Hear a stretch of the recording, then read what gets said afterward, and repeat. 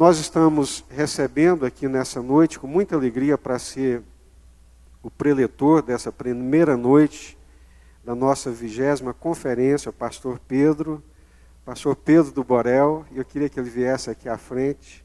Obrigado, pastor, por aceitar o nosso convite. É uma alegria muito grande para nós recebê-lo aqui mais uma vez, tá? Sinta-se em casa, que Deus abençoe. Amém. Boa noite. É bom estar aqui, obrigado pelo convite. Eu acho que eu falo hoje... Cadê o Júnior? Júnior? Toninho? Só para me confirmar. Falo hoje e amanhã, pastor? Hoje e amanhã.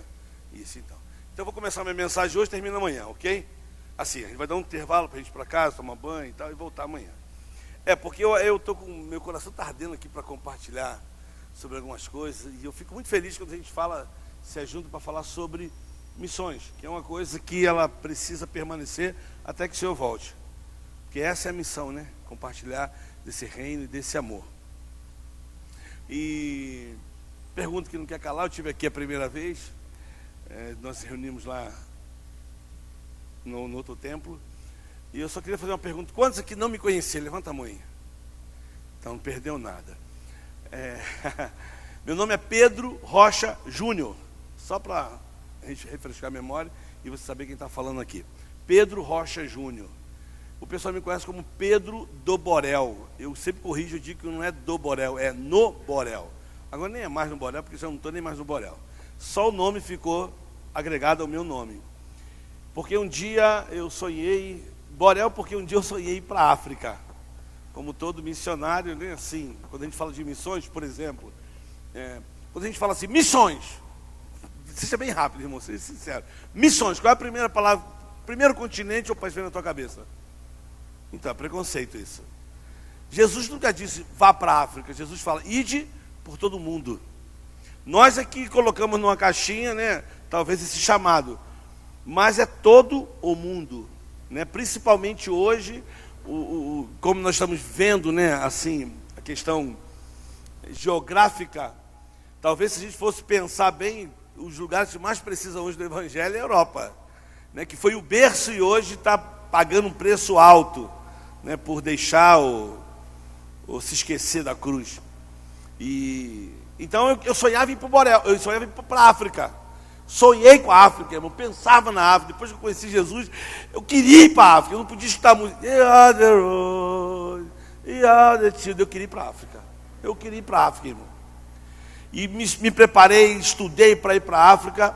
E num dia um grupo nosso lá, a gente estava orando para ir para um lugar. E aí surgiu a oportunidade de ir para o Morro do Borel, começar um projeto lá. Mas eu falei, que Borel, irmão? Eu quero é África, pô. Eu quero ir para a África.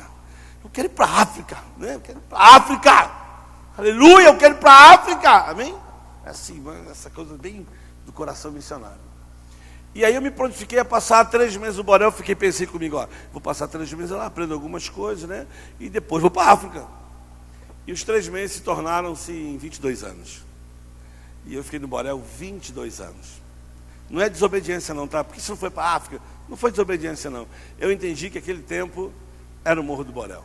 E quando eu subi o Morro do Borel a primeira vez, para conhecer, eu jamais queria ficar naquele lugar, né? Imagina morar no morro. Se fosse bom não tinha esse nome, né? Morro, né, irmão?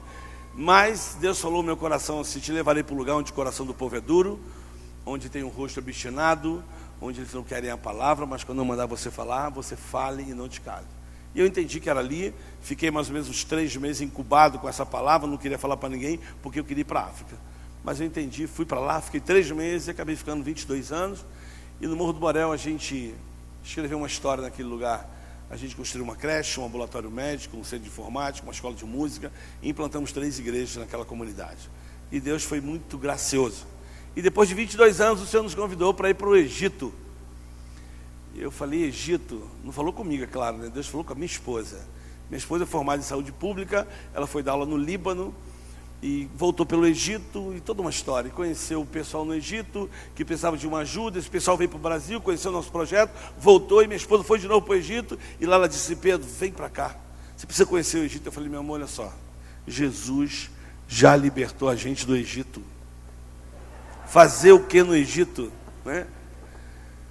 Mas relutei mais ou menos uns 6, 7 meses, e um dia voltando de Fortaleza, fui dar aula, entrei no avião, sentei do lado de 2 pessoas, assim, sabia que era estrangeiro, e os caras começaram a falar, e me pediram licença, foram no banheiro, voltaram, e no momento da viagem, um falou para mim assim, você é de onde? Eu falei assim, eu sou do Rio de Janeiro. Oh, Rio de Janeiro, beautiful, Rio de Janeiro, woman. Aí já começou a mesma conversa, né? Rio de Janeiro bonito, mulher, e eu falei, né?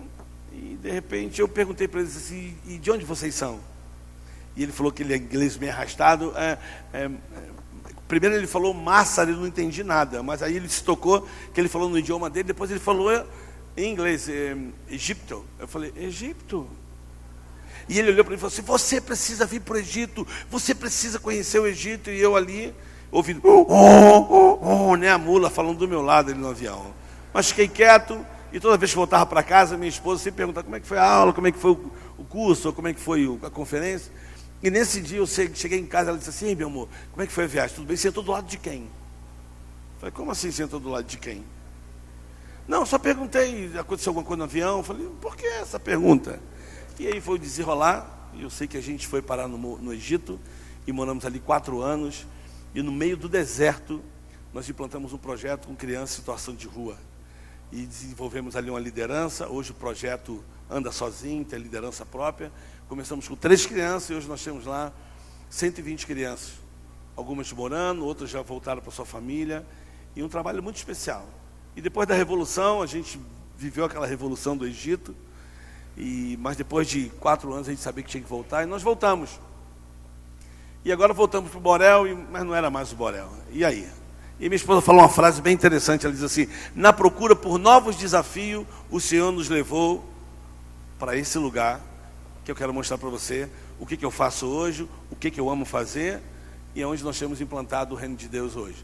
Mas o nosso coração ficou no Egito, e com certeza a gente vai voltar para lá. Pode colocar o vídeo aí, irmão? Cadê o nome do vídeo? Júnior.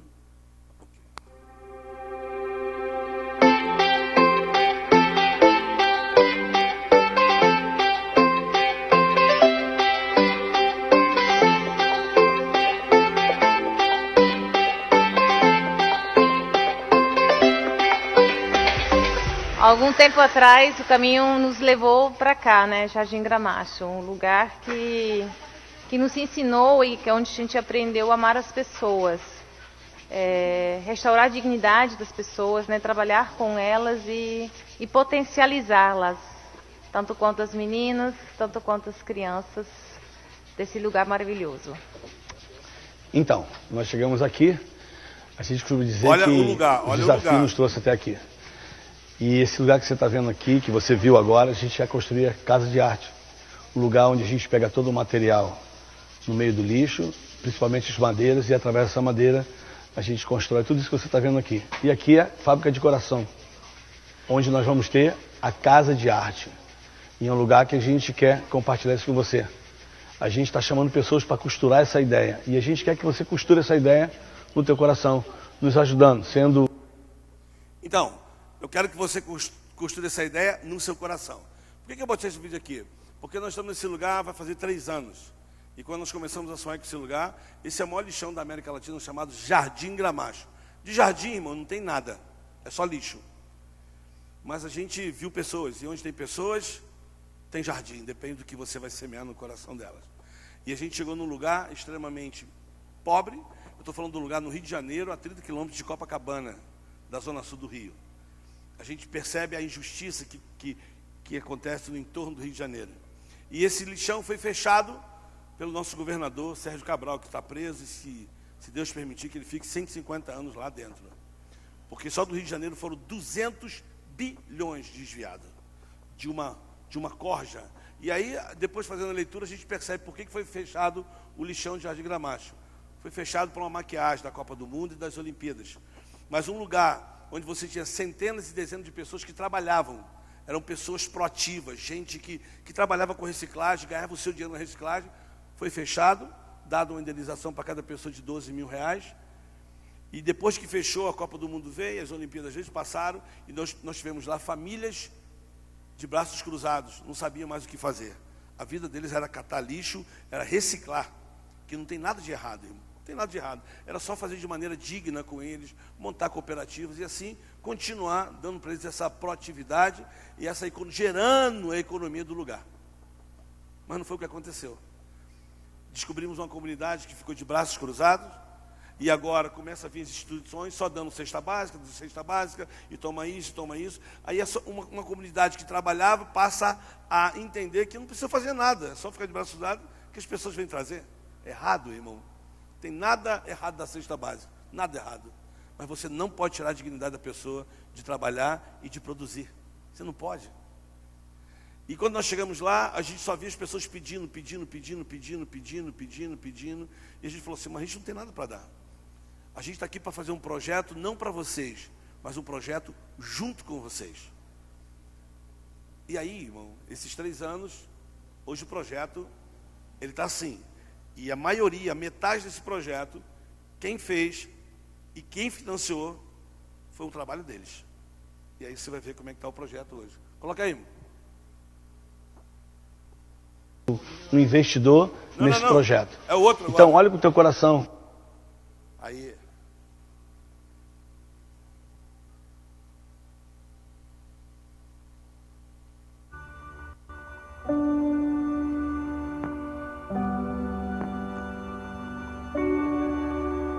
Na procura por novos desafios, o caminho nos levou a Jardim Gramacho, um lugar específico chamado 4 Rodas.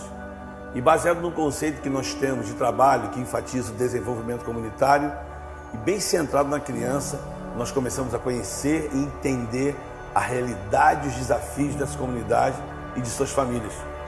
Realizar um projeto era o maior desafio, porque a gente não queria realizar um projeto para eles, nós queríamos realizar um projeto junto com eles, era fazer junto, isso que estava no nosso coração. E nesse desafio surgiram várias plataformas de trabalho. E uma delas, que foi a mais forte, foi a economia. Porque a gente entende que pobreza não é somente falta de recursos, é também falta de oportunidades. E aí surge a Fábrica de Coração. Um lugar onde a gente podia criar pontes, criar possibilidades para que houvesse uma inclusão social. Ou seja, potencializar as pessoas, dar elas acesso a um trabalho e assim incentivar a economia local desse lugar.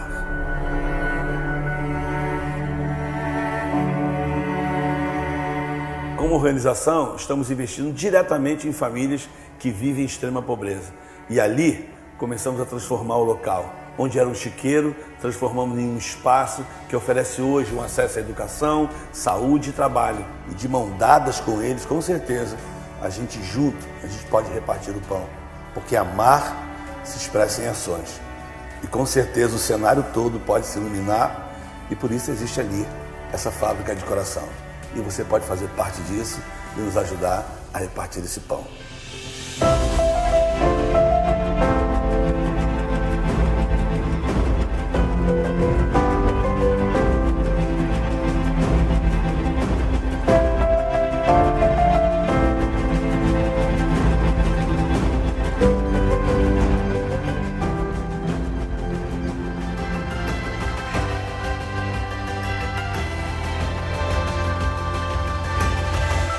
E aí, deseja repartir o pão também? Entre em contato conosco. Nossas plataformas estão aí. Espero por você. Fazer juntos. Por isso que eu vou terminar minha pregação amanhã, para a gente entender essa coisa linda que está acontecendo aqui, né, nessa conferência. Eu acho que daqui eu estava vendo os alvos, estava vendo os sonhos. Irmão, você não tem noção do que pode sair daqui de dentro. Você não tem noção onde a gente pode chegar. Isso aqui é só uma gota, né? Isso aqui é o que eu amo fazer, o que eu e minha esposa entendemos, né? A gente criou essa organização chamada Haja, né? Tem 2 palavras, a e já, né? De haver, se há, faça, então faça já. Se não apenas fique olhando o que está acontecendo, mas faça. Então hoje, assim, desses 3 anos a gente já vendeu mais de 9.000 corações. E esses corações, 60% fica para quem produz, e 40% fica para o projeto, para comprar mais material e fazer aquilo que a gente está fazendo ali. Devagarzinho, a gente vai construindo. Mas o que a gente quer que essas pessoas entendam é que tudo aquilo que está sendo feito ali, eles fazem parte disso. Isso é o mais importante. A maior lição de fazer junto foi Jesus. Ele veio Você encarnou. E chamou alguns e disse assim, ó, eu vou mostrar para vocês como faz. Fez. Depois falou, vamos fazer junto. Depois falou, faz sozinho. Depois ele fez de novo. E depois ele disse assim, agora vocês fazem. Por isso que a gente está aqui.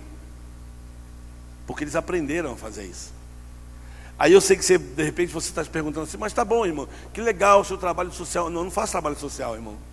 Eu levo o reino de Deus, eu implanto o reino de Deus. Eu não estou com trabalho social. Meu trabalho é implantar o reino de Deus no meio daquelas pessoas. Eu fui numa reunião de pastores e tivemos uma sabatina de perguntas sobre o projeto, e um dos pastores perguntou, assim, com muito carinho, falou, então, mas como é que vocês pregam o evangelho lá? Eu falei, eu vou deixar minha esposa responder isso para o senhor. E minha esposa, muito calma, disse assim, pastor, talvez nesse momento, não é a hora da gente pregar o evangelho. Aí ele falou, mas por quê? Ele falou, porque 90% das pessoas com quem nós trabalhamos não sabem nem ler e nem escrever. O que nós queremos no momento agora, o nosso alvo, é ensinar essas pessoas com quem nós trabalhamos a ler e a escrever. Para dar a elas a dignidade de serem de Bereia, né? Quando a gente falar, elas poderem entender o que elas estão ouvindo. E pessoas como essa, que não sabem nem ler nem escrever, são presas fáceis para alguns lobos, né, irmão? Mas o amor, ele inclui pessoas. E eu vim pensando sobre isso hoje, né? Que se a gente quer amar Jesus com todo o nosso coração, Deus te dá o privilégio de ser amado através do próximo. Ama o próximo. Estende a tua mão para o próximo. Os 10 mandamentos foram resumidos em 2. Amarás o Senhor teu Deus com todo o teu coração, com toda a tua força, com todo o teu entendimento, com toda a tua alma, e amarás o teu próximo como a ti mesmo. Esse é o legado, né? E quando a gente pensa em missões, não tem como pensar em outra coisa. Então é isso que a gente faz, é isso que a gente ama fazer, e é isso que Deus nos chamou para fazer. E a gente vai fazer isso, seja aqui, seja na África, seja em qualquer lugar do mundo. Onde o Senhor nos chamar, nós vamos na base daquilo que nós entendemos que é missões. A gente sempre entende missões a partir do id, né? Ide por todo mundo, pregar o evangelho a toda criatura. Joia! Mas o que Jesus falou antes dele falar ide por todo mundo? Alguém lembra? Vou lembrar. Estavam os discípulos presos, ou dentro de um quarto lá, de uma sala, com medo dos judeus. E a Bíblia fala que Jesus apareceu no meio deles. E a primeira coisa que Jesus falou foi, paz seja convosco. E mostrou as mãos. E outra vez digo, paz seja convosco. E em seguida Jesus disse, assim como o Pai me enviou, eu também vos envio. E ele disse depois, ide por todo mundo pregar o evangelho. Então, missões não é a partir do ide. Missões é a partir do momento em que eu entendo o que Jesus falou para os discípulos antes de falar ide. Ele disse, assim como o Pai me enviou, eu também vos envio. E a pergunta é, como é que o Pai enviou Jesus, irmãos? É o versículo dorsal da Bíblia. Espinha dorsal, qual é?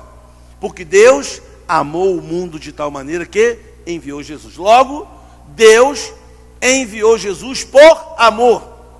E não tinha uma outra coisa que Jesus não deveria falar, 100% Deus e 100% homem. Ele diz assim, assim como o Pai me enviou, eu também vos envio. De que maneira?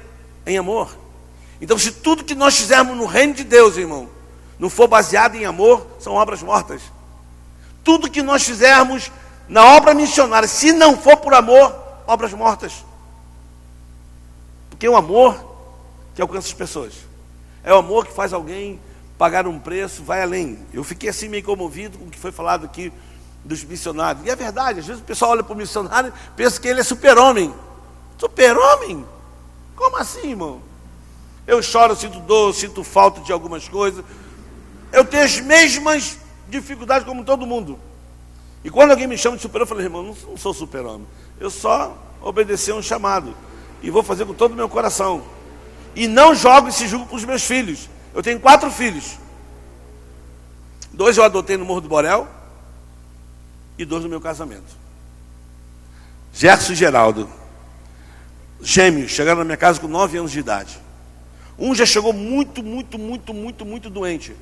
Tentei cura de todas as maneiras, até hoje não consegui. Já tem 32 anos, os 2. Mas quando ele chegou na minha casa, já chegou doente, muito mal. Tentei de todos os meios, mas não consegui mudar. Ele já chegou na minha casa vascaíno. Então não tinha como mudar esse time dele, né? O outro já chegou flamenguista, já estava, né, salvo, já veio. Né? Mas olha aí, irmão, que dificuldade, né? 2 filhos, depois vieram Gianluca e Noah. Eu tenho uma família muito especial, mas temos as dificuldades. E digo para cada um dos meus filhos assim: olha, vocês não precisam ser o que o pai e a mãe de vocês são. Vocês precisam saber conhecer o caminho de vocês em Deus. E a partir daí, onde vocês forem, vocês serão bênção. Porque não é só o missionário que faz o reino de Deus propagar, irmão. Aqui dentro, todos nós somos missionários, irmãos. Ou você acha que missionário é só aquele que está em Moçambique, que está na China, está em Portugal? Não, irmão, todos nós somos. Eu costumo dizer que missões começam a partir de onde nós estamos. Talvez vocês tenham, desculpa a palavra, não sei se é essa, orgulho de entender que Anápolis é uma cidade extremamente evangélica. Um lugar que tem muitas igrejas. Não é verdade? Mas o fato de ter muitas igrejas não diz nada. Porque o Rio de Janeiro, em São Gonçalo, tem o maior número de igrejas por metro quadrado do mundo. E é uma das cidades mais violentas do Rio de Janeiro. O que faz a diferença? É o número de igreja ou o caráter formado por Cristo no coração?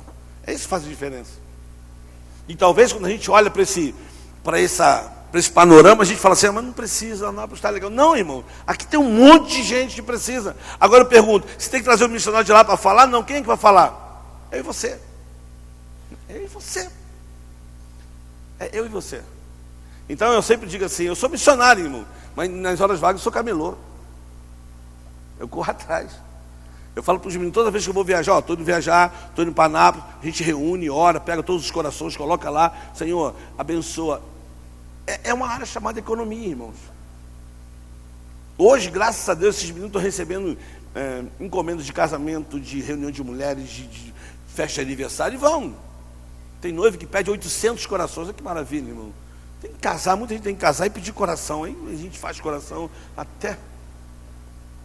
Então vou deixar aqui um parênteses para você. Eu cheguei com uma mala aqui com os corações. Alguém me perguntou: o que é isso? Eu falei: isso é uma cozinha. Uma cozinha? Eu falei: é uma cozinha.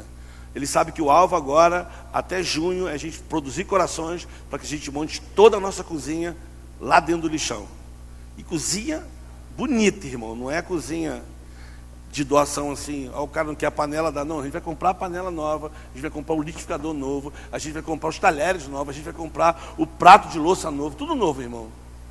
Porque eu sei que tem doação que as pessoas dão, não é que ela quer dar de coração, é que ela não quer mais, então leva para você. Não quero mais, já chega de lixo chegando do Rio de Janeiro todo para lá. Então a gente quer comprar as coisas, né, de maneira assim, bonita, bem feita. Por quê? Porque surgiu um projeto dentro do coração dos meninos chamado AFO. O que significa AFO? Sabe, irmão? Arroz, feijão e ovo. Vai ser alimento básico. E todo dia, qualquer pessoa que chegar lá pode chegar na nossa cozinha e comer um arroz, feijão e ovo. Vai ter todo dia arroz, feijão e ovo frito. Arroz, feijão, ovo mexido. Arroz, feijão, ovo cozido. AFO. Mas AFO também significa amor, fé e oração. São coisas básicas para o cristão sobreviver. Então a gente... Coisas simples, mas faz toda a mudança. Alguém pergunta: mas como é que você prega o reino de Deus? Eu prego. Tem 3 meninos que não estudavam, irmão. Voltaram para a escola agora. Vão começar a fazer 2ª série. Que legal. Um tem 16, outro tem 17. Mas eu falo: não perca o foco. Vamos estudar, cara. E é maravilhoso. Porque duro, irmão, é quando você faz qualquer venda de coração, aí você volta para prestar conta com eles, eu faço o recibo, eles têm que assinar. Aí o duro é você ver um menino de 17 e falar assim: não, eu acredito em você, Pedro. Eu falei: não, como assim? Você tem que assinar. Não, precisa não. Eu falei: como não, rapaz? Você está recebendo aqui o dinheiro que você vendeu o coração. Aí a gente vai descobrir que não é que ele confia em mim, é que ele não sabe ler e escrever, pô. E é duro, irmão. Eu estou falando de Rio de Janeiro, irmão. Eu não estou falando de um lugar longe de tudo, estou falando de Rio de Janeiro. Eu fui hoje comer um pão. Desculpe, irmão, eu fiquei surpreso. A gente pagou R$14, irmão. R$14, 2 café com leite. E 3 pães. Eu comi 2 e o Toninho comeu 1. Irmão, 3 pães com queijo quente. R$14. Nunca tu vai pagar isso no Rio de Janeiro, nunca. No Rio de Janeiro tu paga R$14 o pão com queijo e o café com leite. Então para você ver que É complicado, irmão. Você está à margem da sociedade, no meio de umas pessoas que vivem lá, que ainda comem comida e chamam de podrão.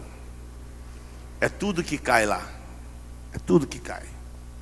Tudo que é jogado lá, dá para pegar, o pessoal pega. Uma vez uma mulher falou para mim assim: irmão Pedro, você come podrão? Eu falei, depende do podrão. Porque podrão para mim é aquele sanduíche que você come na rua, tá? Aquele sanduichão, né? Eu falei, depende, podrão para mim é um sanduichão cheio de bacon, né? Cai nessa gordura, isso para mim é não, podrão é que cai aqui. Eu falei, depende. Não, que cai um carregamento aí do... Tá gravando? Tá? Depois tu corta, irmão? Ou tá indo ao vivo? Tá indo ao vivo? Mas vou falar, irmão. Eu tô doido para entrar nesse supermercado. Caiu um carregamento lá do Pão de Açúcar, de algumas coisas que já tinham vencido. E entre as coisas que tinham vencido, caiu muito salaminho, irmão. Irmão, de salaminho, ele tem 3 camadas. Tem a camada dele, tem outro plástico, tem um plástico duro, irmão. E o salaminho era italiano, irmão. Ela falou, quero te dar esse salaminho. Quando eu vi o salaminho, eu já procurei para ver onde estava vencido. Pô, tinha uma semana de vencido, irmão. Ninguém morre, irmão, comendo uma coisa sem uma semana de vencido. Amém? Ninguém morre, irmão. Falei, pô, obrigado. Fui lá, peguei uma faquinha fininha e cortei o salaminho, fiz sanduíche para todo mundo. Irmão, que salaminho gostoso. Mas as pessoas estão ainda assim. Nessa enchente que teve do Rio de Janeiro, muitos mercados encheram de água. Então não tinha como. Irmãos, você não tem noção das peças de alcatra que caía lá, de frango, de tudo que caía lá. Assim, porque tiveram que jogar tudo fora. Porque o que o pessoal não compra, eles vão pegar lá. E está lá, o requeijão está lacrado, irmão. É só dar uma lavadinha. Mas isso é injustiça, irmão. Isso é injustiça. E como é que a gente pode responder isso? Uma das maneiras, eu deixei minha mala ali fora. Aqui, ó. Vou até pregar com ele. O pastor depois dou para o senhor, tá, gente? Aqui, ó. São os novos corações que a gente está pintando. Você pode fazer um cordão. Eu botei o meu bem pobrezinho assim, porque você pode fazer como você quiser. Os corações pintados estão lá fora. Se você não gostar dos corações pintados, o Samuel, de 12 anos, teve uma ideia maravilhosa. Ele disse assim, tio, e se as pessoas não gostarem do nosso coração pintado? Eu falei, vamos gostar. Mas se não gostar? Eu falei, vai gostar, Samuel. Mas e se não gostar? Eu falei, o que você quer falar? Ele falou, tive uma ideia. Eu falei, qual a ideia? Faz um coração branco e vende sem pintar e deixa eles pintarem do jeito que eles quiserem. Irmão, eu fiquei com inveja. Isso é mente de empreendedorismo. Eu fiquei com inveja. Ele teve a ideia de, se alguém não gostar do coração pintado, tu compra um coração branco e pinta do jeito que você quiser. Amém, irmão? Então você passa lá depois. Se você não tiver dinheiro, me pede, que eu te dou o coração também de graça. Amém? Eu não vendo coração, irmão. Eu vendo possibilidade, sustentabilidade. Eu vendo pontes. Eu vendo possibilidades. Não é venda do coração. Um texto que eu queria ler com vocês aqui. Vai poder passar, irmão? O texto? Bonitão? Vai poder passar o texto? Vai, não? Dá para passar? Atos. Não? Mas está no livro de Atos, capítulo 4, se eu não me engano, versículo 12 ou 13. Eu queria que você começasse a pensar nisso e a gente termina amanhã, ok? Vamos pensar nisso hoje e a gente termina amanhã. Atos, capítulo 4, versículo 13, se eu não me engano. O que diz aí na sua Bíblia, irmão? Olhando para eles, é isso? É isso, irmão? O que diz? Leia, irmão, fala o que diz. Eu sei que é 12 ou 13.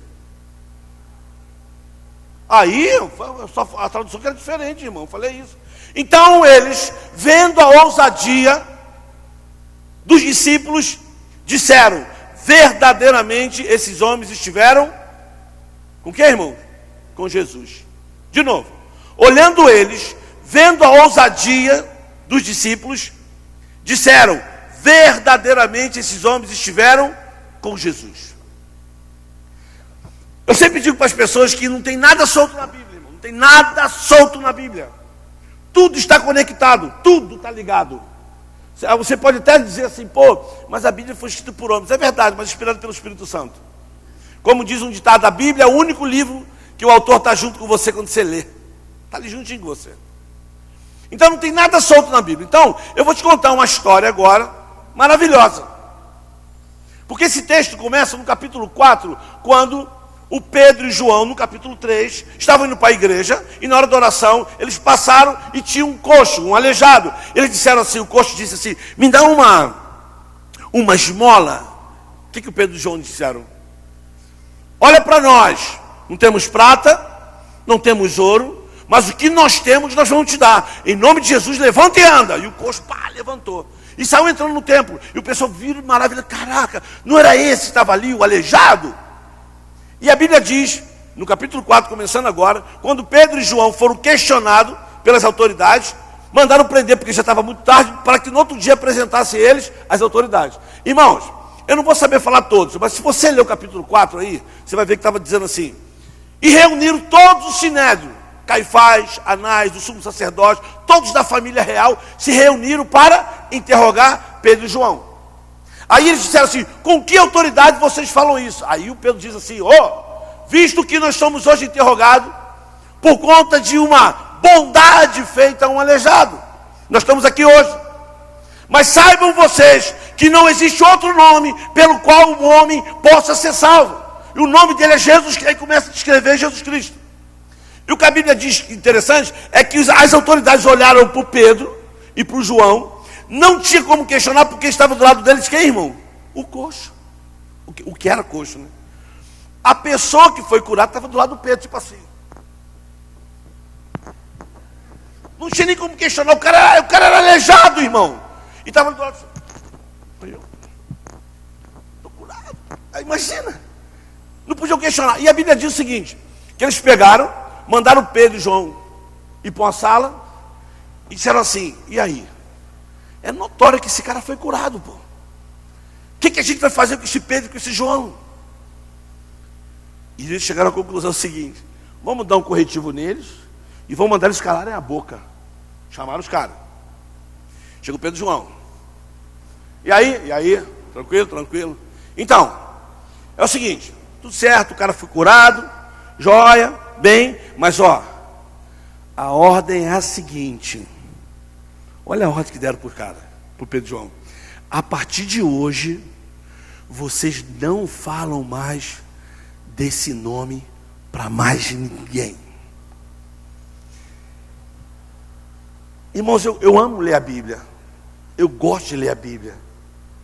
Eu costumo dizer que eu tenho um mundo de Bob para ler a Bíblia. Eu costumo ler a Bíblia e fazer pergunta para o texto. Eu quero ver assim. Eu tento imaginar. Imagina o Pedro e João, irmão, está aqui. Os caras agora, todo o sinédrio, toda a lei está ali na frente dele. E os caras dizem para ele assim, a partir de hoje, tu não fala mais nada aqui. Eu acho que o Pedro olhou para o João. Falou, só um minutinho, então João, quem fala? Eu ou você? Quem responde essa pergunta? Eu acho que o João, né, pelo que a Bíblia mostra, fala assim, Pedro, fala você é mais sanguíneo? A Bíblia não diz que respondeu, mas a resposta está no versículo 20. E é sobre essa resposta de Pedro que eu quero falar nesse congresso hoje aqui. Para que a gente saia daqui, irmãos, pensando no nosso papel, não só de quem vai, mas de quem fica. O que está escrito aí, irmão? Atos 4:20. Eu sei de qual, mas alguém pode... Teve um irmão que disse, glória a Deus aqui. Quem foi o irmão que deu um grito aqui? Eu falei, meu pai, quem foi? Então, pastor, com essa voz, leia Atos 4:20. Atos 4:20. Leia aí com essa voz assim, meu pai. Aí, glória. Vai. Atos 4:20. Bem alto, irmão, vai.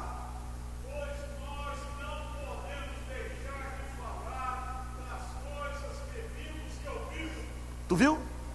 Irmãos, presta bem atenção. Talvez você nunca ouviu esse texto dessa maneira que você vai ver hoje. E eu quero que você saia daqui pensando em nome de Jesus.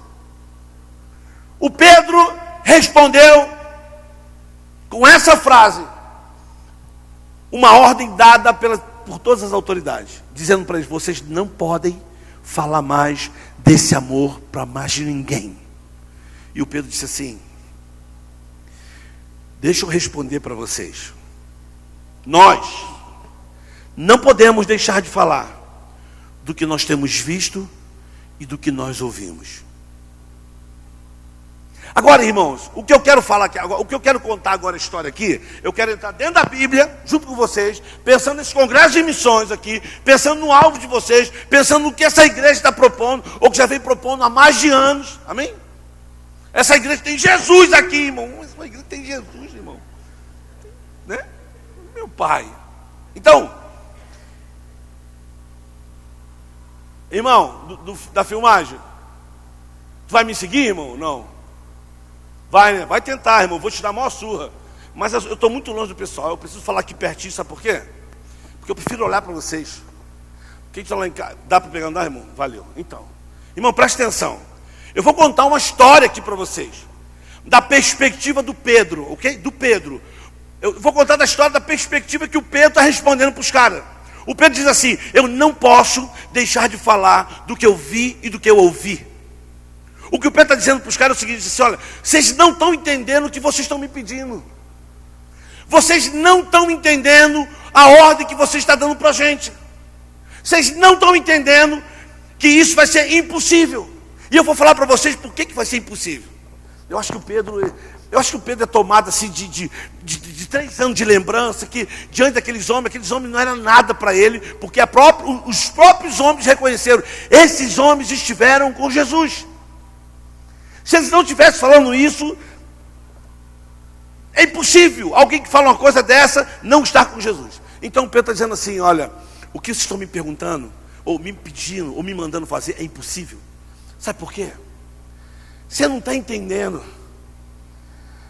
Eu como judeu, eu esperava o Messias. E um dia, teve um homem chamado João Batista, do qual vocês cortaram a cabeça dele, lembra? Então, ele falava para a gente assim: o Messias vai vir, o Messias está aí, o noivo já chegou. E a gente ficava na expectativa, na esperança. Eles nos discipulavam. Aí, um dia, eu estava na beira da praia, e o meu irmão chegou correndo para mim e disse assim: Pedro, achamos o Messias. Eu falei: quem? Vem ver. E quando eu cheguei perto dele, ele olhou para mim e disse assim: tu és Simão, filho de João, tu serás chamado Cefas. Vocês não estão entendendo, vocês estão dizendo para mim que eu não posso mais falar desse amor. Vocês não estão entendendo. Eu lembro que ele olhou para mim e disse assim: você quer me seguir? Eu falei: quero. Eu comecei a seguir ele. Eu comecei a seguir Jesus. E eu lembro que teve um dia que ele falou assim: amanhã nós vamos viajar. Eu me preparei todo, e no dia da viagem estava todo mundo lá, já tinha chamado mais alguns, nós estávamos parados, e de repente eu disse: Jesus, eu não vou poder ir contigo não, porque a minha sogra está doente. Ele disse assim: Pedro, então vamos na casa da sua sogra. Eu vi ele entrar na casa da minha sogra, colocar as mãos sobre ela, e ela ser curada. O que vocês estão me pedindo é impossível. Eu não posso deixar de falar das coisas que eu vi. Eu vi andando com ele, um dia nós estávamos andando, e tinha um poço lá, um monte de aleijado. Ele parou e falou assim: só um minutinho. Ele desceu. A gente ficou olhando para ele, e tinha um aleijado. Ele disse assim: você está fazendo o que aqui? Eu estou esperando um anjo balançar a água. Ele disse assim: não precisa mais. Pega o seu leito e vai embora. Eu vi o aleijado andando. O que vocês estão me pedindo é impossível. Eu não posso deixar de falar do que eu vi. Lembra, João? Eu lembro um dia que nós estávamos andando numa cidade, e de repente apareceu um homem, então ele estava apavorado. Talvez vocês conheçam ele. Sabe a história dele? O Jairo. Ele falou assim: Jesus, vem na minha casa que a minha filha está morta. Minha filha está morrendo. E eu lembro que Jesus parou. Lembra, João? Ele parou e falou: vamos lá. Nós estávamos indo para a casa do Jairo. E todo mundo apertando, e a gente está tentando segurar para ninguém apertar mais Jesus. E de repente ele parou e falou assim: alguém me tocou. Aquele dia eu fiquei chateado que alguém me tocou. Está todo mundo espremendo, como é que alguém me tocou? Ainda falei: então, se Jesus também, alguém me tocou. Mas do nada apareceu uma mulher. E essa mulher começou a contar a história dela. E mulher, quando começa a falar, não para. Ela falou de tudo. Ela falou de 12 anos de doença que ela tinha. Mas Jesus falou assim: filha, a tua fé te salvou.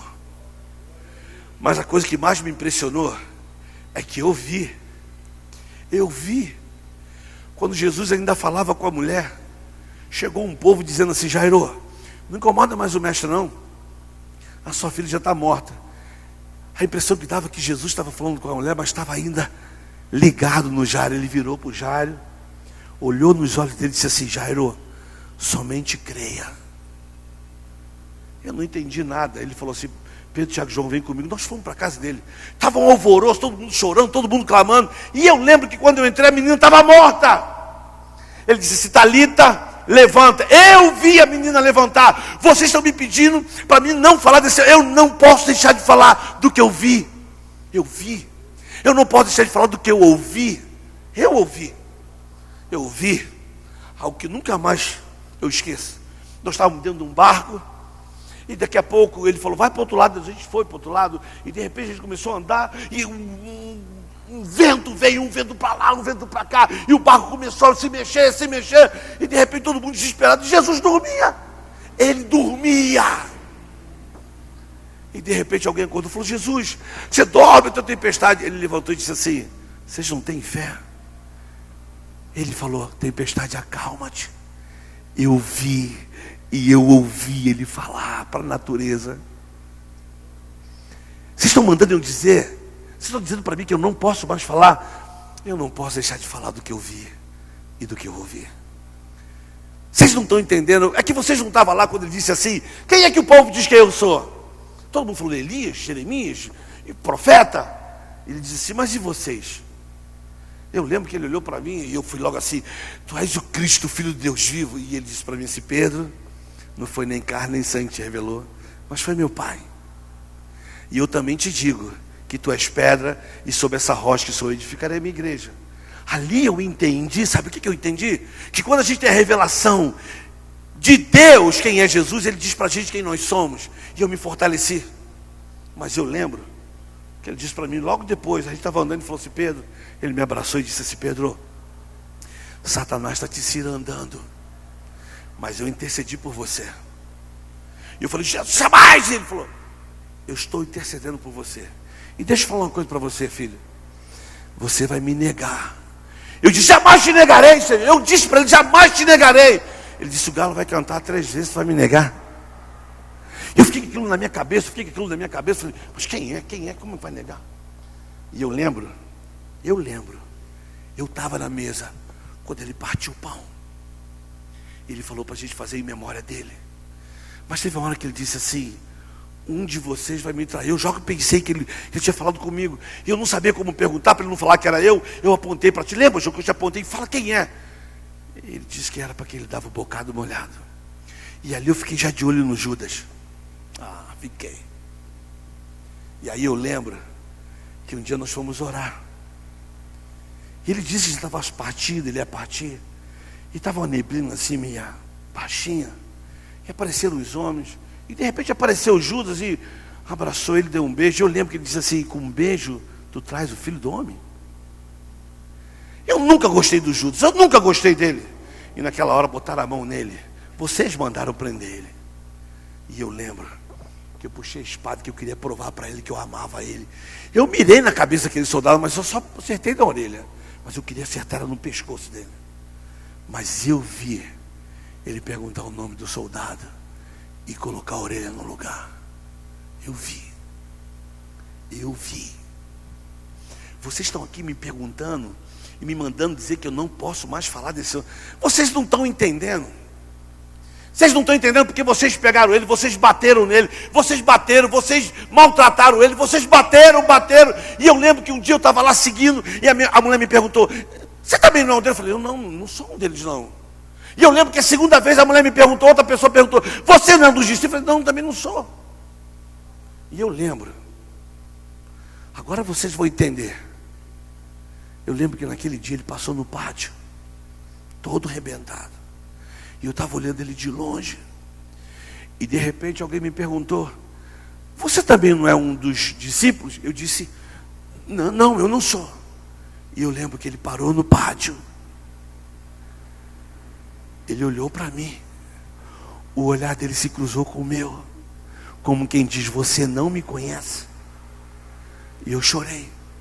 E o galo cantou. Eu quero dizer para vocês que eu fiquei 3 dias desesperado. Fiquei 3 dias desesperado com medo. Até que um dia a gente estava reunido. E eu lembro que a Maria chegou: irmão, irmão, Jesus ressuscitou! Jesus ressuscitou! Eu lembro aquele dia, eu fiquei, ele ressuscitou! Ele ressuscitou! Eu fiquei, meu coração disparou. E teve um momento que ela parou e disse assim: e Pedro, ele quer falar contigo. Meu coração quase saiu pela boca. Eu não sabia o que fazer, mas chegou a hora. A gente estava dentro de uma sala, com medo de vocês. Ele chegou e disse: Pai, seja convosco. Ele mostrou a mão dele, eu toquei na mão dele, mas eu ainda estava com medo de saber a reação dele. Eu neguei ele 3 vezes. E eu lembro que a gente estava comendo, e depois que a gente comeu, ele disse assim: pessoal, eu preciso sair, que eu preciso conversar com alguém. Ele disse assim: Pedro, vem cá. Eu fui. Meu coração estava disparando. Ele se aproximou de mim, e eu não sabia, minha perna tremia. E ele disse assim: Simão, você me ama mais do que tudo? Eu disse: Senhor Jesus, eu te amo. E ele perguntou de novo: Simão, filho de João, você me ama mais do que tudo? Mais do que isso? Eu disse: eu te amo. E ele me perguntou a 3ª vez: Simão, filho de João, você me ama? E eu disse: Jesus, tu sabe de tudo, o que você quer que eu faça? Ele disse assim: cuide dos meus cordeiros. Hoje eu estou aqui, e vocês estão dizendo para mim que eu não posso falar mais desse amor. Deixa eu falar uma coisa para vocês, querida. Faça o que vocês quiserem fazer, mas eu não posso deixar de falar do que eu vi e do que eu ouvi. Sabe o que me chama a atenção nesse texto, querida? É que os discípulos não deixaram de falar o que eles viram e do que eles ouviram. E sabe qual é a maior prova disso? Que eu e você estamos aqui hoje. Esse evangelho foi levado, irmãos, de geração em geração, atravessou mares e chegou até Anápolis. E te alcançou e me alcançou. E a pergunta hoje, nesse congresso de missões aqui é: temos deixado de falar das coisas que nós vimos e ouvimos dele? Esse é o desafio. Talvez eu, como Pedro Rocha Júnior aqui, podia falar assim: eu, Pedro Rocha Júnior, não posso deixar de falar do que eu vi e do que eu ouvi. Não posso. Eu tenho 55 anos. Aos 22, Jesus me alcançou. Aos 22. Mas eu estou falando de missões agora, irmãos. Isso é tão sério, para a gente terminar amanhã. A primeira experiência que eu tive com Jesus, irmãos, eu tinha 15 anos de idade. Um pastor disse para mim assim: Deus não se agrada do seu cabelo. Eu olhei para ele e falei, só falei aqui, né, irmão? Eu mandei ele para tudo quanto é lugar. Mas a minha mãe falou que a gente tinha que respeitar os mais velhos, então eu não falei nada. Engoli seco. Eu estava com a roupa toda preta, assim, meio rebelde, cabelão grandão. Fiquei quietinho. Essa foi a palavra que o pastor me deu: Deus não se agrada do seu cabelo. Olha, que lindo, irmão. Que profundo. Aos 17 anos, estava voltando no Maracanã, fui ver meu time jogar dentro do ônibus, gritando, batendo no ônibus. Uma mulher falou para mim assim: os cabeludos não vão para o céu. Eu comecei a entender que Deus tinha alguma coisa com o meu cabelo. Mas também fiquei quieto. Aos 22 anos, eu estava dentro de uma comunidade chamada Complexo do Alemão, no Rio de Janeiro. Doidão, viciado em potencial. Uma menina disse para mim assim: Jesus te ama, jovem. Eu falei: ama todo mundo. Vocês crentes são tudo a mesma coisa. Que vocês querem que eu corte o cabelo, deixe usar minhas roupas, né? Vá para a igreja de vocês, quer que eu pare de ouvir minhas músicas, né? É isso que vocês querem, que eu vá para a sua igreja, né? Eu já estava agressivo com ela. Ela parou e disse assim: qual é o seu nome? Eu tinha um nome. Eu não só tinha um cabelo. Eu não só era um viciado, não só tinha uma roupa estranha. Eu tinha um nome. E eu falei meu nome aqui. Qual é o meu nome? Pedro o quê, irmão? Hã? Pedro o quê? Júnior. Pedro Rocha Júnior. Por que eu sou Júnior, irmão? Porque meu pai é Pedro Rocha. Eu tinha uma história. que aquele pastor não conseguiu ver e só resumiu no meu cabelo. Eu tinha uma história que aquela irmã só falou dos cabeludos. Eu tinha uma história do qual uma menina me perguntou o meu nome. Eu tenho um nome, Pedro Rocha Júnior. E se tinha uma coisa que eu não gostava era do meu nome, porque eu levava o nome do meu pai junto com o meu, até hoje eu levo. Só que na minha história, o meu pai foi embora quando eu tinha 8 anos. Meu pai foi numa feira, disse para minha mãe que ia para uma feira. Nunca mais voltou, irmão. Feira longe. Até hoje ele não voltou. Deve ter ido em Feira de Santana de joelho, se arrastando. Mas nunca mais voltou. Hoje eu consigo rir disso, irmão, mas era difícil. Mas no mesmo ano que meu pai foi embora, eu fui brincar na casa de um amigo meu. Chamei o nome dele, o pai dele falou, entra! Eu entrei. Só que meu amigo não estava lá. Eu saí de lá ferido da alma, na inocência, na pureza, e saí de lá com fantasmas. Com uma voz que eu ouvi por muitos anos, alguém falando para mim assim, se tu falar para alguém eu te mato. Fora as outras coisas que não cai bem falar aqui. Em acampamento eu falo para os adolescentes, para a juventude, eles ficam, tudo que eu ouvi esse homem falar para mim, eu tinha medo dele. Quando eu voltava da escola, eu dava volta no quarteirão, eu tinha medo dele. E com 15 anos eu comecei a fumar, a cheirar, e aí foi. Eu tinha uma história, mas ele me alcançou. Aí hoje, eu estou aqui com 55 anos dizendo para você assim, eu não posso deixar de falar das coisas que vi e das coisas que ouvi. Eu não posso. Eu não posso. Mesmo olhando por toda a minha trajetória no Morro do Borel, quantos meninos eu enterrei? Mais de 120 meninos. O mais novo tinha 13 anos, o mais velho 28. Todos morreram no tráfico. Quantas vezes fui preso no Borel? 2 vezes. Uma apanhei muito dentro da delegacia. Porque o cara achou que eu era bandido. Não, eu não sou bandido. Quando o pastor falou aqui da depressão aqui, né, dessa angústia, eu surtei em cima de um púlpito, irmãos. Pregando o evangelho, eu surtei em cima de um púlpito na Betesda, com o pastor Ricardo Gondim, 4.000 pessoas se transformaram em 8.000 pessoas na minha frente. 8.000. Eu senti uma dor daqui até aqui na ponta da cabeça aqui. Eu falei, vou morrer. E tremi, eles me seguraram, passei no púlpito. Fiquei 6 meses, irmão. Desmarquei tudo que eu tinha que desmarcar, com medo de morrer, com medo de tudo e de todos. Olha, Pedro Rocha Júnior, missionário lavado, remido, enxaguado, centro, só eu. Mas em meio de tudo isso, eu não posso deixar de falar das coisas que vi e das coisas que eu vi. Na semana que eu passei mal, 2 semanas depois, fui socorrer um menino no Borel, dentro do hospital, passei mal de novo, irmão. Passei mal de novo. Saí do hospital? Não. Falei, não. Saí, fiquei lá, fui atendido, voltei para casa, acordei minha esposa, falei, meu amor, passei mal de novo. Ela falou assim, Pedro, amanhã a gente fala. Amanhã, era 1 da manhã. Deitei, e aqui no ouvido, 3 horas levantei assim. Não tinha ar, irmão.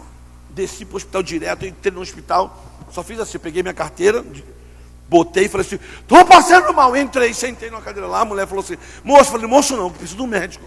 E era um hospital católico, hospital assim, antigo, cheio de santo, assim. E eu ali, aí chega o médico só assim, ó. Não sei nem porque eu estou falando isso aqui agora, irmão, mas tu vai entender. O médico entrou, eu estava sentado, ele entrou assim, irmão, normal, ó. Entrou e sentou. Mas para mim ele entrou assim, ó. Boa noite, câmara lenta. Eu estava tão agitado que ele sentou. Eu falei, doutor, preciso do médico, doutor, preciso de remédio. Me dá um remédio. Eu falei, calma. Eu falei, tô calmo. Qual é o seu nome? Pedro Rocha Júnior. Não, qual é o seu? Pedro Rocha Júnior. Fala mais devagar. Pedro Rocha Júnior. Mais devagar. Pedro Rocha Júnior. Era assim. Verificou minha pressão, irmão? 18/13. Eu não tenho pressão alta, irmão. Sabe que ele perguntou para mim, ele falou assim, então, você mora onde? Eu falei, aqui no Morro do Borel. Ah, Morro do Borel? É. E você faz o quê? Eu sou missionário. Ah, missionário. Que coisa linda. Aí botou a cadeira para trás assim, missionário. Então, se você é missionário, você conhece o Salmo 23, né? Eu falei assim, eu não quero o Salmo 23, eu quero um remédio, doutor. Eu preciso de um remédio. Ele falou, fala o Salmo 23. Irmão, qual é o Salmo 23, você sabe? Fala aí o Salmo 23, irmão. Fala o Salmo 23, irmão, vai. Senhor é meu pastor, nada, a gente sabe de cor, mas eu nunca vi esse salmo dessa maneira como eu vi aquele dia. 4 da manhã no hospital. Eu falei assim, o Senhor me emprestou, não me falta. Não, devagar. O Senhor me emprestou, não me falta. Pedro, devagar. Aí eu falei, o Senhor é meu pastor, devagar. Aí eu falei, o Senhor é meu pastor, nada me falta. Ele falou, para. Aí ele completou, Ele me faz descansar. Pedro, Deus ama tanto você, que Ele está dizendo para você, para. Se você não parar, Ele vai arrumar meios para que você pare. E já está começando. Vem comigo. Eu olhei para ele. Irmão, eu andei um corredor assim, dessa parede até a outra. E ele na minha frente, assim, com a mão no jaleco, assim. Ele começou a assoviar essa música.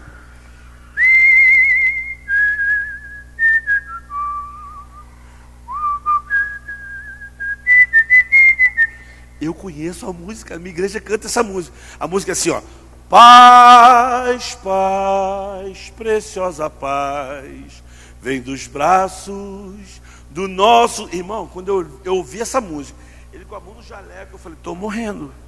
Esse cara é um anjo, ele vem me buscar.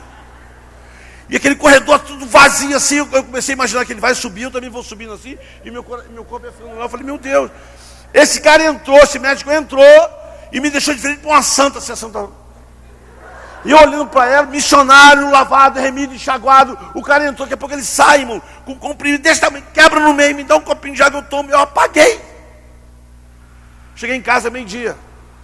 Onde você estava? Eu falei, meu amor, estava no médico. Passei mal. Eu achei que ele ia me abraçar e falar assim, tadinho, meu amor, vamos orar. Ela falou, bem feito, bem feito. Eu estou mandando você parar, você não para, é isso aí. Por que eu estou falando isso, irmão? Porque eu parei. Como prova de amor, eu também não posso deixar de falar das coisas que vi e das coisas que ouvi nesse tempo. Mesmo nesse tempo de adversidade. Eu não posso deixar de falar, irmão, de ver como Deus implantou. Eu fui para onde, irmão? Eu estava no Boré, depois do Boré eu fui para onde, irmão? Fui para onde, irmão? Para o Egito. Você sabe onde é o Egito, irmão? É continente africano. Não existe nada que você não possa fazer e nem lugar que você não possa ir quando você obedece a Deus. E isso está ligado naquilo que eu não posso deixar de falar, do que vi e do que eu vi. Nós não podemos deixar de falar, irmãos, a partir de Anápolis. Eu falo para as pessoas, missões começam a partir de onde você está. Eu falo assim, bem particular, eu fico desconfiado quando eu vejo um cara, não, eu quero ir para tal lugar, mas o cara não consegue ir visitar um hospital, irmão. O cara não consegue atravessar a rua. O cara não consegue dar bom dia onde ele compra pão todo dia, não sabe o nome do cara. Eu estou falando que missões vai muito mais além. Missões começam quando eu entendo que eu não posso deixar de falar das coisas que têm acontecido na minha vida por parte desse Jesus maravilhoso. Desse Jesus. Desse que morreu e que ressuscitou. Eu digo para as pessoas, irmãos, que eu não prego o evangelho para as pessoas se converterem. Eu não prego o evangelho para as pessoas irem para a minha igreja. Eu prego o evangelho porque eu creio no evangelho. Eu prego o evangelho porque o evangelho mudou a minha vida. E por isso eu não posso deixar de falar do que eu vi e do que eu ouvi. Eu não posso me calar diante de tão grande salvação. Eu apanho, irmãos, você não tem noção de como eu apanho, às vezes no meio das igrejas, pelas coisas que eu tento fazer no reino de Deus. Por exemplo, no carnaval eu tenho um bloco, irmão. Eu tenho um bloco, desculpa, não amarra não, tá, irmão? Não amarra não. Eu vou para no carnaval, não me chama para retiro. O único evento que eu prego para pregar é retiro no carnaval. Eu cobro 25 mil reais por cada mensagem. Nunca me chamaram, né, irmão? Eu cobro, sabe por quê, irmão? Porque no carnaval eu estou na rua. Porque no carnaval eu sei, irmão, o que acontece no carnaval. Eu não posso deixar de falar das coisas que vi e do que eu ouvi, porque eu vivi no carnaval.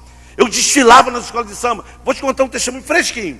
No carnaval agora nós estávamos na rua, estava um grupo de pessoas evangelizando, uma juventude comigo. Aí veio uma baiana linda, irmão, uma baiana bonita, a roupa dela linda. Eu falei, uma baiana, pessoal, nada de falar de Jesus, ok? Calado, vamos só abordar ela. Aí, oi, que baiana linda. Ai, obrigado. Pode tirar uma selfie com você? Pode. Todo mundo começou a tirar selfie. A baiana linda, a roupa dela. Como é seu nome? Jurema. Falei, que legal, Jurema. E aí, se desfila onde? Começou a bater papo com ela, falou da escola de samba dela, com uma alegria. Entendeu? Eu falei, então, olha só. Você vai desfilar que hora? Tá a hora. Eu falei, então olha só, você permite que a gente faça uma oração para você, fazer um desfile maravilhoso? Ela, pode. Eu falei, vamos orar. Aí, irmão, começamos a orar pela Jurema. Falei, Deus, em nome de Jesus, Essa mulher está aqui agora, Pai. Nós estamos aqui no meio do carnaval. A fantasia dela está tão bonita, muito bem feita, com um capricho. Mas eu quero te pedir, Pai, que o Teu Espírito Santo venha sobre ela agora. Eu te peço que quando ela entrar na avenida, que ela sinta a Tua alegria, que ela possa sentir assim, a brisa do Teu Espírito Santo alegrando o coração dela, que ela faça um desfile como ela nunca fez na vida dela. Deus, enche ela com a Tua presença. Nós estamos aqui porque nós amamos ela, Pai. E por isso nós estamos te pedindo que ela faça o melhor desfile da vida dela. Ela começou a chorar. Aí o pessoal... Eu falei, Deus, ela está aqui, o Senhor está aqui, Senhor. E fala com ela o que ela precisa fazer. Tá? Irmão, ninguém precisou falar nada. Quando acabar, ela falou, eu não vou desfilar mais. Eu falei, mas o que houve, né? Meu filho, eu sou desviada. Meu filho, eu sou desviada.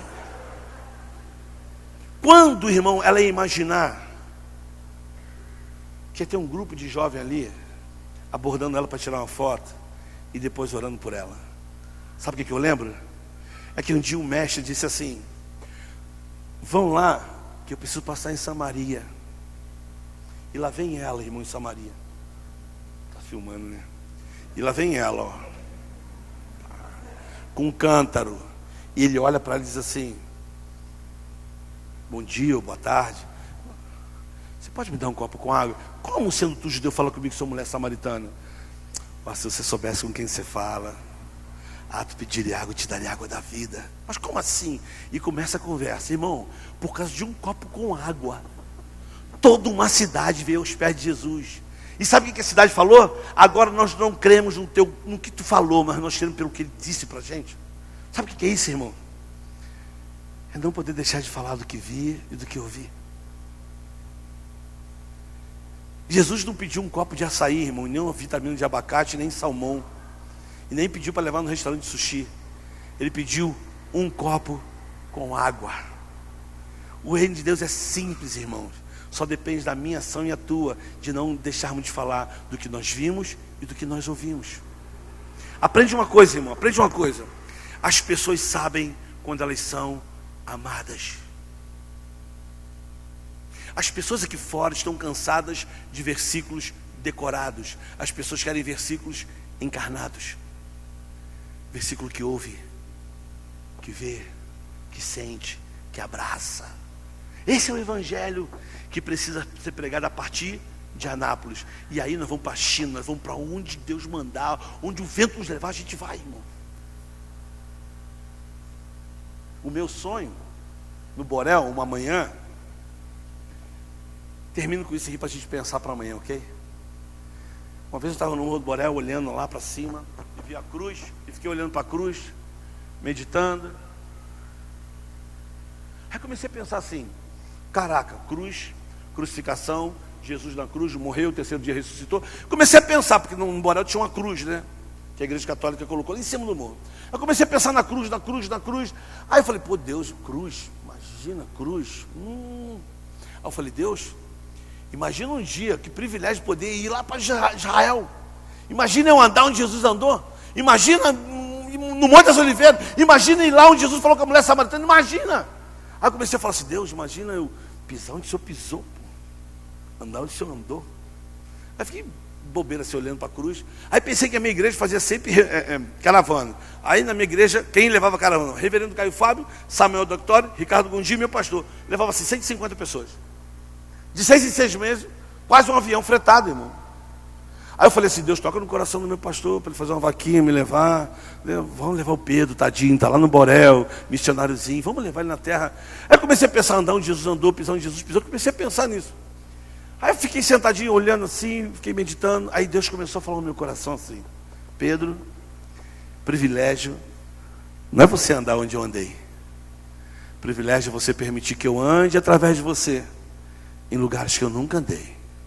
Quando você anda no morro, eu ando através de você. Quando você entra nas casas. Aí eu comecei a chorar. Sabe o que eu falei? Não quero mais ir para Jerusalém. Eu quero permitir que o Senhor... Aí comecei, né? Espiritual, né? Irmãos, quando eu pisei no Egito, lá no Cairo, eu fui conhecer o terreno que a gente ia começar o projeto. Desci do carro lá, o pessoal falou, então esse terreno aqui, irmão, não tinha nada. Nada. Não tinha nada, irmão, nada. Aí o cara falou assim, o governo deu esse terreno para a gente. Eu falei, eu sei porque deu, não tem nada aqui. Aí quando eu saí do carro, o cara falou assim, então esse terreno aqui. Aí o meu filho me puxou e falou assim, papi, Deus realizou o teu sonho. Eu falei, que sonho? Você não queria andar onde Jesus andou? Eu falei, filho, aqui é Egito, aqui é Cairo. Papai queria ir para Jerusalém, Israel. Aí o meu filho, irmão, meu filho falou para mim assim, papi, o senhor que ensinou para a gente, o senhor não lembra que um dia o anjo apareceu para o José e disse, pega a Maria e a criança e foge para o Egito. E o meu filho falou, papi, Jesus veio para cá, para o Egito. Jesus andou aqui. Aí eu comecei a chorar, irmão. Morei 4 anos no Egito. Não atravessei para Israel, nunca fui a Israel. Mas não fui por escolha. Porque se eu fosse, não podia voltar, porque eu tinha visto de moradia. Essa noite, a gente termina essa primeira parte aqui. Nós não podemos deixar de falar do que nós vimos e do que nós ouvimos. Irmãos, esquece um pouco, amanhã a gente fecha melhor, mas esquece um pouco dos missionários que estão longe nesse momento e pensa no potencial do missionário que você é hoje. E pensa no que você tem feito a partir de Anápolis, sem esquecer que um dia você pode estar lá. Eu estou olhando toda hora para tu aqui. Como é teu nome, indivíduo? Você que está olhando para mim. Olhando, não, olha ali, é você que fez assim. O outro. Tu olha para trás, para tu, irmão. Você é isso. Não, naquele que você irmão ali. Você é bonitão. É. Diego. Diego, não é nada de profecia, nada disso não. Diego, você não tem noção onde Deus é capaz de te levar. Não tem noção. Mas tudo começa onde? Aqui.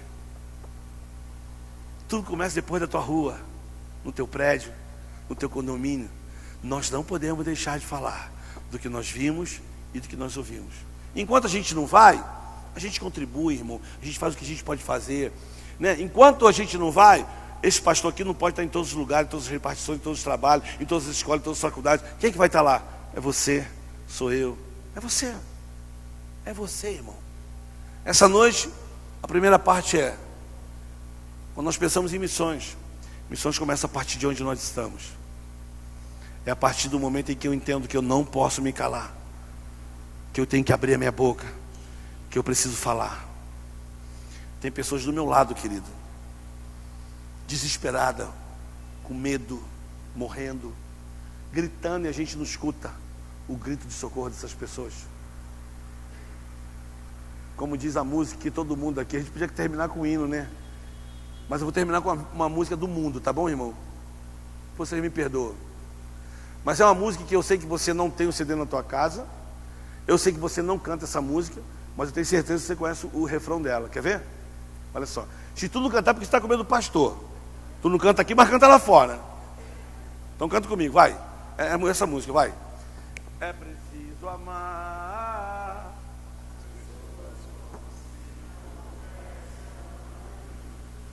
Porque se você parar pra pensar, na verdade não há. Queridos, quem falou isso foi o Renato Russo, um cara doidão, disse que era homossexual. Mas aprende uma coisa, irmão. Verdade sempre vai ser verdade, independente de quem fala ela. A verdade é uma pessoa. A verdade é Jesus Cristo. Independente de quem fala a verdade, ela sempre vai ser verdade, porque a verdade é absoluta. E esse cara falou uma verdade para abrir os nossos olhos, né? Para dar um tapa na gente. Porque essa música foi feita por uma menina que se suicidou, que se jogou da janela do 5º andar, como diz a música. Ela estava do lado deles, ela bebia com eles, ela saía com eles, se divertia com eles, mas dentro dela ela tinha um fantasma que a oprimia. Estamos rodeados de pessoas todos os dias assim. Se nós nos calarmos, querida, essas pessoas vão continuar se jogando da janela do 5º andar, do nosso lado. Eu não posso deixar de falar do que eu vi e do que eu ouvi nesses 35 anos que eu estou aí aprendendo a andar com Ele. Que Deus te abençoe.